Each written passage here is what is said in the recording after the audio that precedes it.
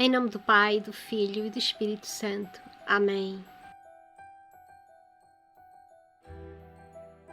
Mãe de Deus, o grande mistério. Santa Maria, Mãe de Deus, a maternidade de Maria. Eis o pedestal de todas as grandezas, de todas as prerrogativas de Maria, da sua predestinação eterna, da sua imaculada conceição, dos títulos de corredentora, de distribuidora das graças, as suas dores, as suas alegrias, as suas glórias. Maria, Mãe de Deus, diz Bossuet, esta é a palavra, encerra tudo, diz tudo. Ser Mãe de Deus é uma participação tão superior na divindade, uma aliança tão estreita com ela, que acima de Maria já só está Deus. São Tomás disse bem, entre Deus Pai e a Mãe do Verbo existe uma afinidade especial. A paternidade de Deus Pai e a maternidade da Virgem Mãe assemelham-se tanto, aproximam-se tão de perto, estão tão intimamente unidas que uma toca na outra. Mãe de Deus. Tem algo de inesgotável este título. Ser Mãe de Deus é ter lidado com a natureza humana, a sua própria substância, o corpo, a carne, o sangue. É adquirir sobre ele direitos de mãe sobre o seu filho. É vê-lo submisso como um filho, a ponto de lhe chamar mãe, e como tal respeitá-la, honrá-la, amá-la e obedecer-lhe. São assim as relações de Jesus e Maria.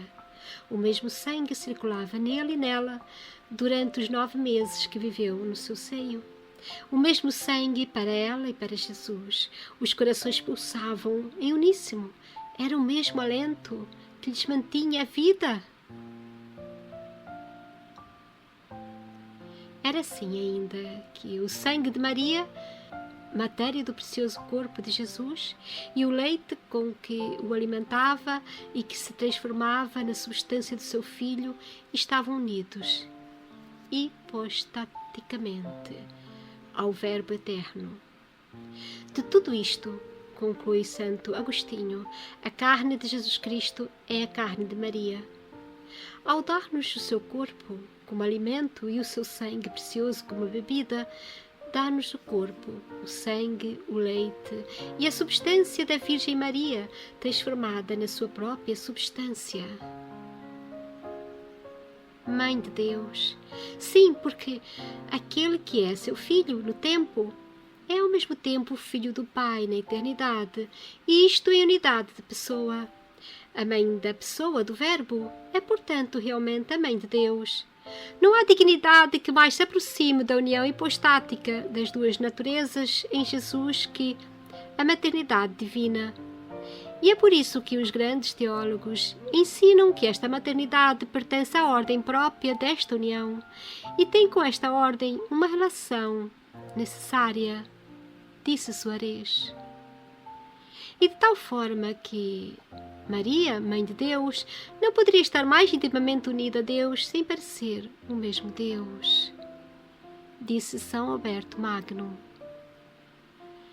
Maria pode, portanto, exclamar no seu Magnificat, aquele que é poderoso, operou em mim grandes coisas, grandes para mim, com certeza, mas também para aquele que as realizou. Estas coisas são tão grandes que Maria não pôde compreendê-las, sem dúvida em toda a sua sublimidade. Só a Santíssima Trindade pode penetrar os abismos desta dignidade. E São Bernardo pôde afirmar, ser Mãe de Deus é uma graça tão grande que Deus não poderia torná-la maior.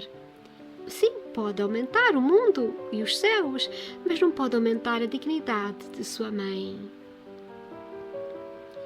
Oh, maravilha das maravilhas, que é Maria, Mãe de Deus!